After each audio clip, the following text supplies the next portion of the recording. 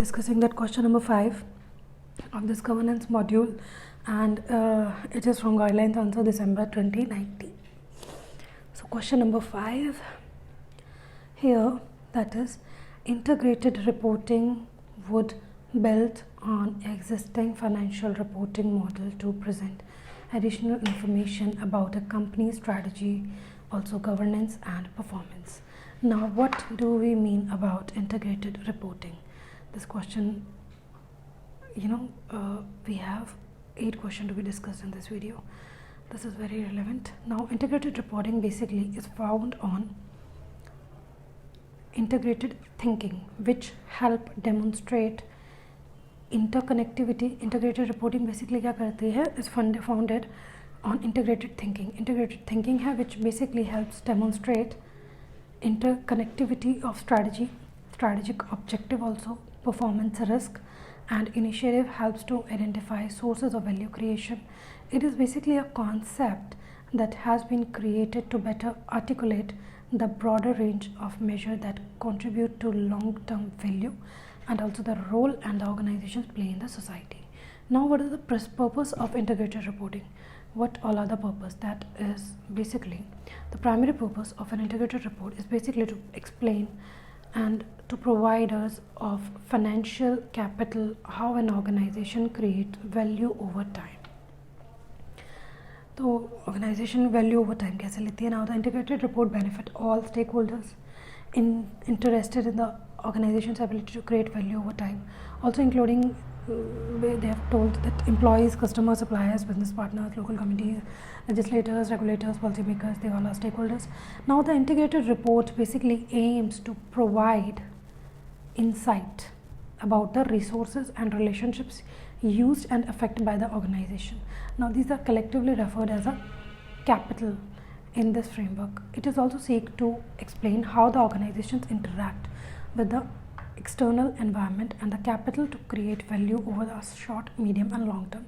Now the capitals are stock of value that are increased, decreased or transformed through the activities and outputs of the organization. Now they are categorized in this framework as financial, manufactured, intellectual, human, social, relationship and natural capital. Although organizations preparing an integrated report are not required to adopt this class category or to structure their report along the lines of the capitals. Now, what all are the guiding principles in this case? The guiding principles underpin the preparation presented on the integrated report, also informing the content of the report and how information is presented. Now these guiding principles are applied individually and collectively for the purpose of preparing and presenting an integrated report. Accordingly, judgment is needed to apply them.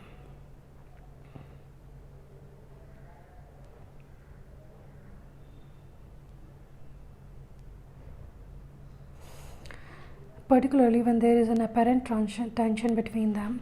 Now between means conciseness and completeness. Now we have a guiding principles. What all are they? Like we have a strategic focus and future orientation. Strategic focus and also future orientation. Now integrated report should provide insight into the organization's strategy. Means that report has to provide the insight we know and how it creates organization's ability to create value over in short term, medium term, long term and to its use and that effect on the capital.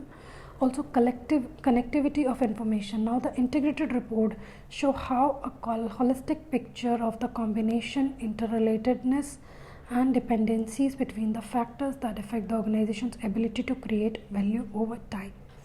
Now we have a stakeholder relationship. That means an integrated report should provide insight to the nature and quality of the organization's relationship with its key stakeholders, including how to what extent the organization understand, take into account the response to the legitimate needs and interests. Now the materiality.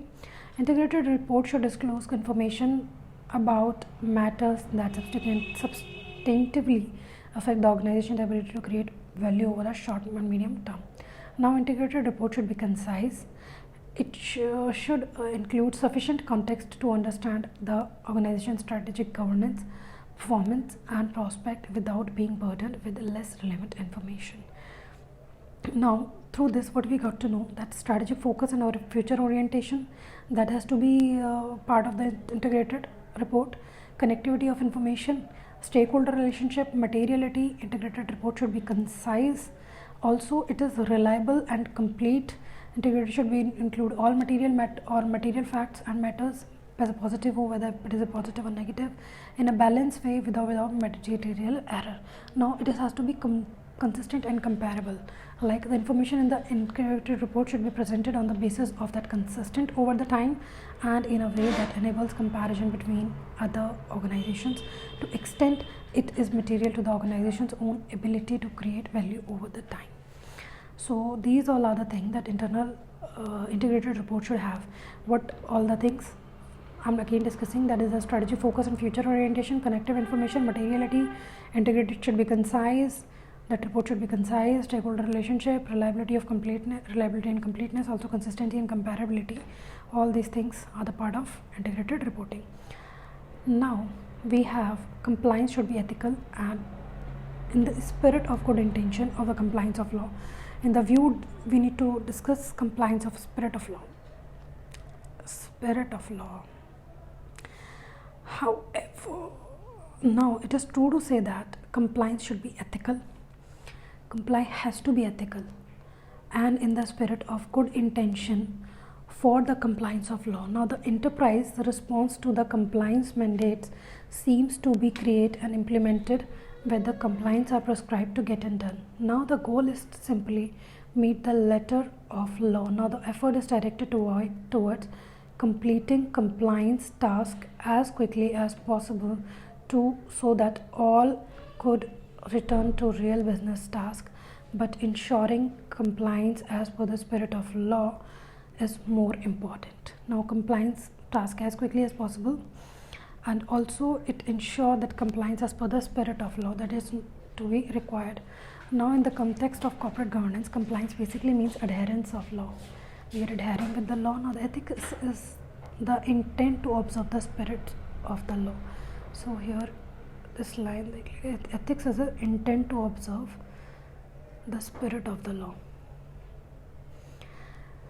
Here it is expressed that intent to do what is right and what is wrong. In the wake of recent corporate scandals, a program that strongly emphasizes both on ethics and compliance is a good business.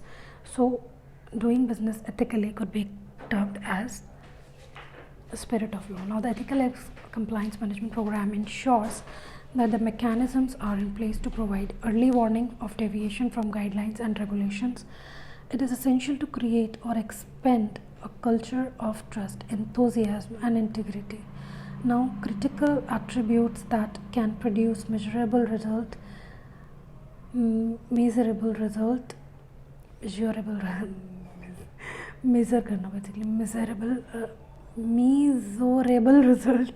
in terms of productivity, employee satisfaction, customer satisfaction and ultimately brand equity. So definitely it will definitely, they have discussed some other things that which if a company is doing this thing, that what company can achieve. Company can achieve all its objective if company is ethical enough to do. So we have another question, that is we need to elucidate principles of internal control and also the COSO, that is Committee of Sponsoring Organization of the Tradeway Commission. Committee of Sponsoring Organization of the Tradeway Commission, that is COSO. COSO किसी को मत COSO अपना काम करेगा. Now COSO is basically the abbreviation of the Committee of Sponsoring Organizations of the Tradeway Commission. COSO is basically original framework that defines 5 components of the internal control. What are they? It is widely adopted in using the assessing and effectiveness of the internal control. Its more recently updated framework defines 17 principles mapped to the original component. Now these principles are as under, what all are they? Like the control environment. Now it demonstrates commitment to integrity and ethical values. Also it exercises oversight responsibility. It establishes structures, authority and responsibility, demonstrate commitment to components, Also enforce accountability. Risk assessment basically specifies suitable objectives. Also it identifies and analyze risk, assessed fraud risk, identify and analyze significant changes. Also it control activities, select and develop control activities. Okay, now select and develop general controls over technology. Now deploy controls over activities through policies and procedures. So information and communication, in this case use relevant information and communicate internally, communicate externally. So monitoring activities, that means conducting ongoing and separate evaluations and evaluated and communicate deficiencies. Now we have another question that is related to SEBI LODR, that is major business sections of business responsibility report. Business responsibility report में major sections कौन से होते हैं?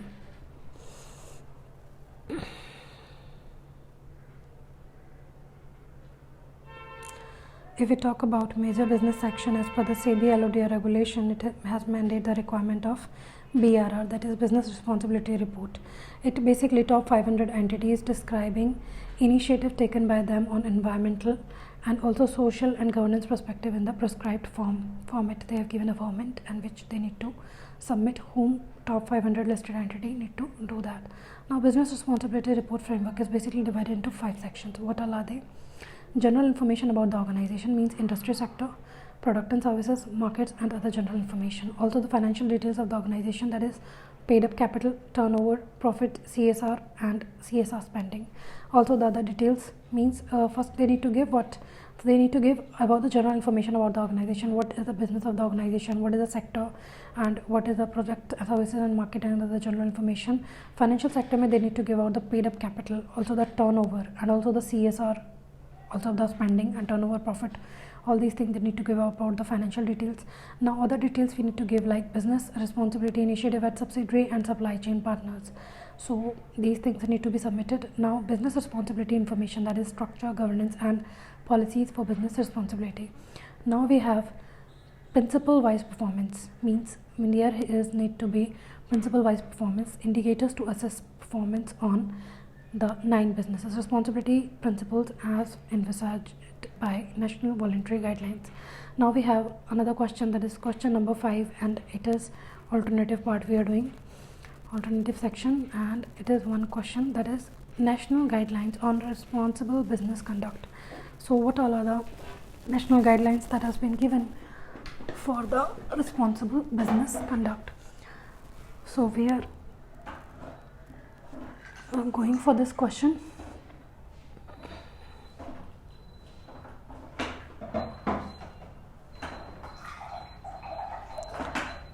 We are going for the answer basically, not for the question. So we are going for the answer, that is the Ministry of Corporate Affairs has basically revised the National Voluntary Guidelines on Social and Environmental and Economic Responsibility of Business 2011.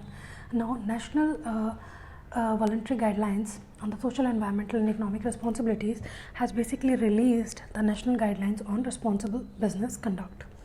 In March, these guidelines basically urge business to actualize the principles in letter and spirit. Now the annexed to the third of the guidelines, it basically details the reporting framework associated with the National Guidelines for Responsible Business Conduct. It basically contains 3 sections like general disclosure covering operational, financial and ownership related information, and also management and process disclosure covering the structure, policies and processes to integrate the guidelines, and also principle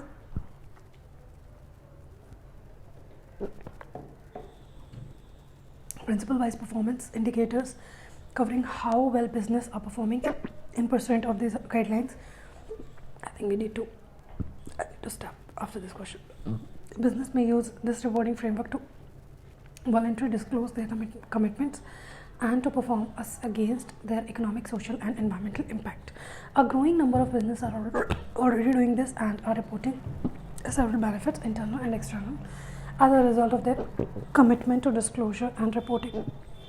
So, we have another question, means with respect to the corporate compliance management, the following compliance law should be complied by the organization. What all are they? Indian Contract Act, Transfer of Property Act, Indian Contract Act 1872, Transfer of Property Act 1882, Arbitration Conciliation Act 1996, Negotiable Instrument Act 1881, Sale of Good Act 1930, Fiscal Law, that is to be Income Tax Act 1961, GST 2017, Custom Act 1962, Central Excise Act, that is 1944. It has not been abolished, excise law, because उस पे अभी भी है liquor पे. Now question number third part देख लेते हैं. Compliance management basically plays a significant role to comply with the steady stream of the complex regulation which can be added to the significance of the corporate compliance management. I think नहीं हो पाएगा. I'll discuss in another topic.